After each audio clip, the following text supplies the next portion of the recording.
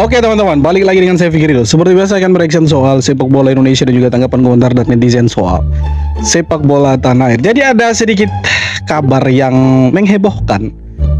Kabarnya itu Messi Ligers akan segera bermain di Liga Inggris dan tidak tanggung-tanggung. Klubnya itu Crystal Palace yang baru saja mengalahkan Liverpool di ajang Community Shield.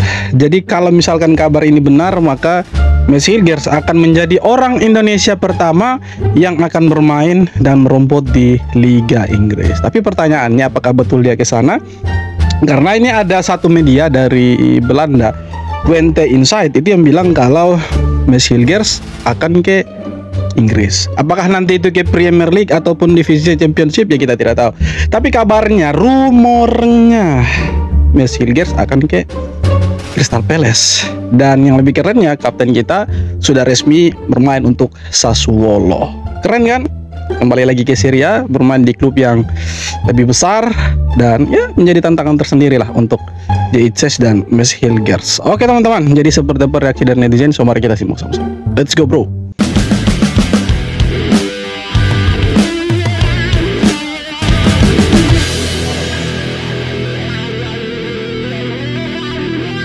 Bek timnas Indonesia ini sedang selangkah lagi ke Premier League. Messi Ligers, pemain andalan FC Twente, dikabarkan sudah sepakat soal kontrak pribadi dengan Crystal Palace. Negosiasi harga dengan Twente masih berjalan, tapi agen Hilgers memastikan kepindahan ini tinggal menunggu waktu. Absennya Hilgers di laga-laga terakhir Twente makin menguatkan rumor. Nilai pasarnya sekitar 6,5 juta euro, dan jika resmi, ia akan menjadi salah satu pemain Indonesia dengan transfer terbesar ke Liga Inggris, dari Eredivisie menuju panggung sepak bola paling bergengsi di dunia.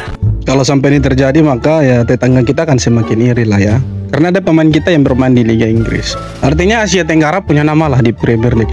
Cuma ada cumanya, ada tapinya. Di Premier League itu ada aturan di mana pemain yang negaranya itu peringkat atau rank FIFA-nya di bawah 100 besar ya tidak bisa bermain di Liga Inggris karena mereka tuh jaga kualitas liganya. Kira-kira alasannya seperti itulah.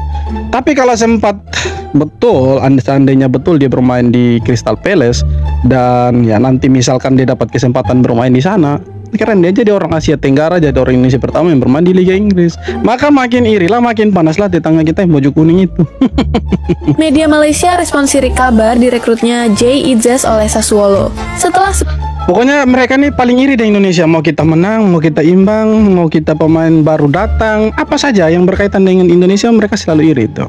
Itulah tetangga kita suka sirik gitu. Sebelumnya Jay dikaitkan dengan berbagai klub Serie A. Akhirnya kapten timnas Indonesia dan Venezia ini deal dengan Sassuolo di angka 8 juta euro dan kontrak senilai 1,1 juta euro per tahun. Deal ini menempatkan Jay di urutan ketiga bek termahal di Asia setelah Husanov dan Sirkati. Namun kabar ini disindir media Malaysia melalui akun X-nya @OneFootballM yang menyebut bahwa La Liga lebih baik dari Serie A.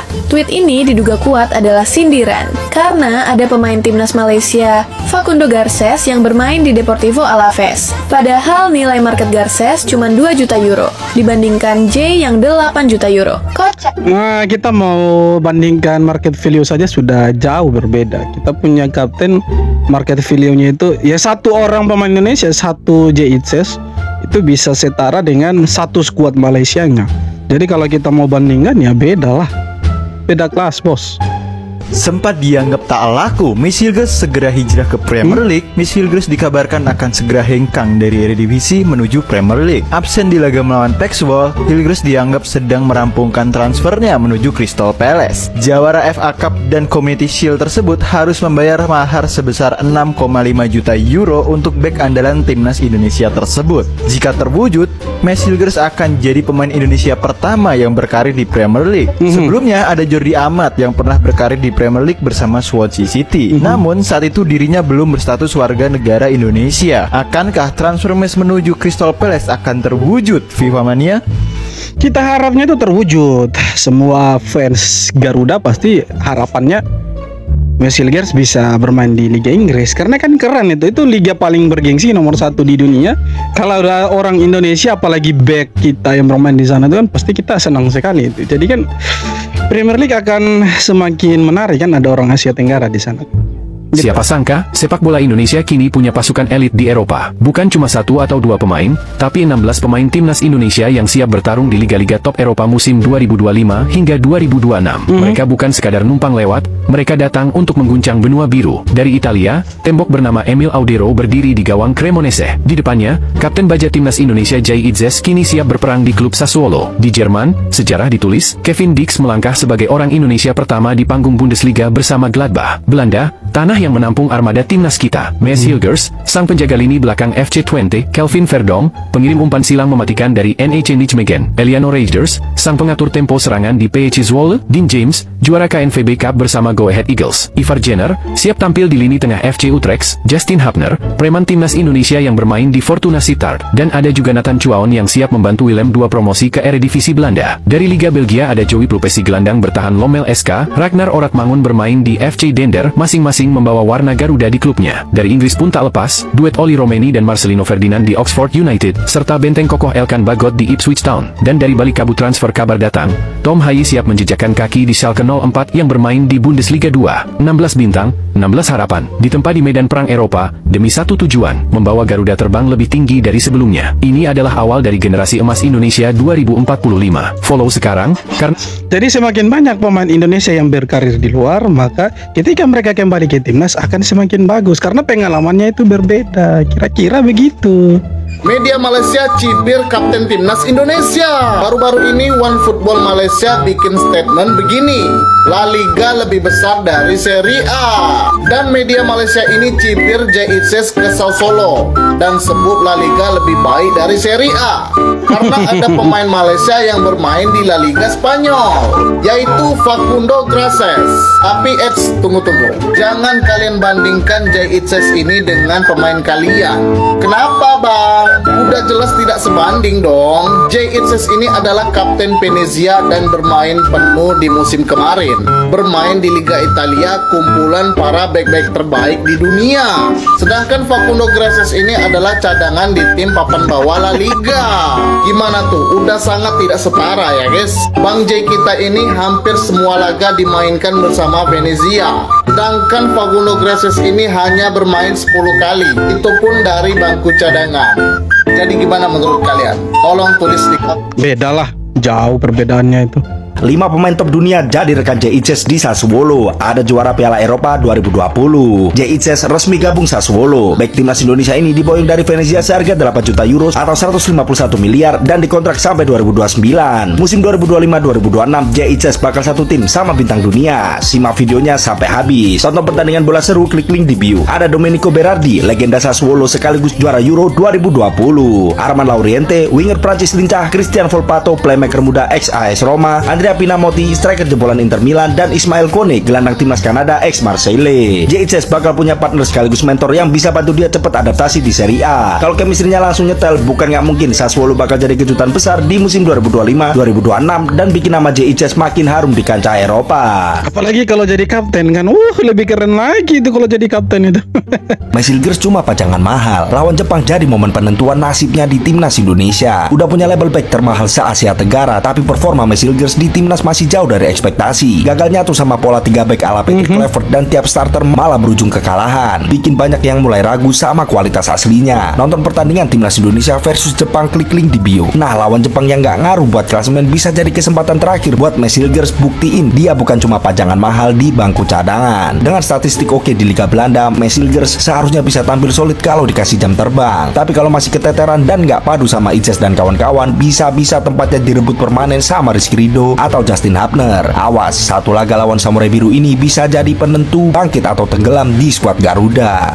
Sebenarnya Mads Hilgers ini pemainnya bagus. Dia ini tipikal back modern yang kerjanya ya potong bola, intercept lah.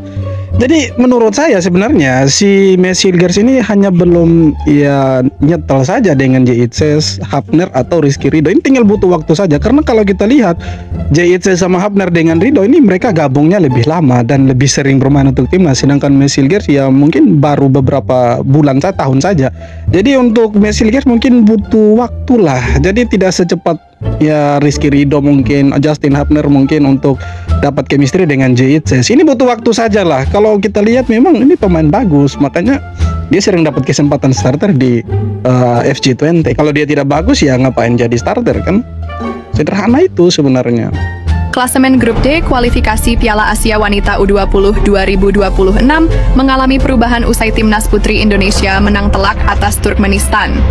Timnas Putri Indonesia U20 berhasil membantai Turkmenistan dengan skor 4-0 dalam pertandingan terakhir Grup D di Stadion Tribuna Minggu 10 Agustus. Kemenangan ini membuat posisi Timnas Putri Indonesia U20 naik ke peringkat kedua klasemen akhir Grup D dengan torehan 5 poin dari 3 pertandingan yang dijalani. Namun sayangnya perolehan poin tersebut belum mampu mengantarkan Indonesia lolos ke Piala Asia Wanita U20 2026 karena tidak berhasil merebut 1 dari 3 tiket runner-up terbaik. Jadi Indonesia Malaysia sama-sama punya nasib buruk untuk U20 ya. U20 di perempuan maksudnya Piala Asia Wanita. Jadi Malaysia kemarin dihantam 16-0. 16-0. Jadi sama-sama gagal lolos. Oh, rupanya koyak juga ya. Hati-hati Indonesia dengan aku. Suara aku kena ratu-ratu bila aku dekat YT. Habis korang riak ke?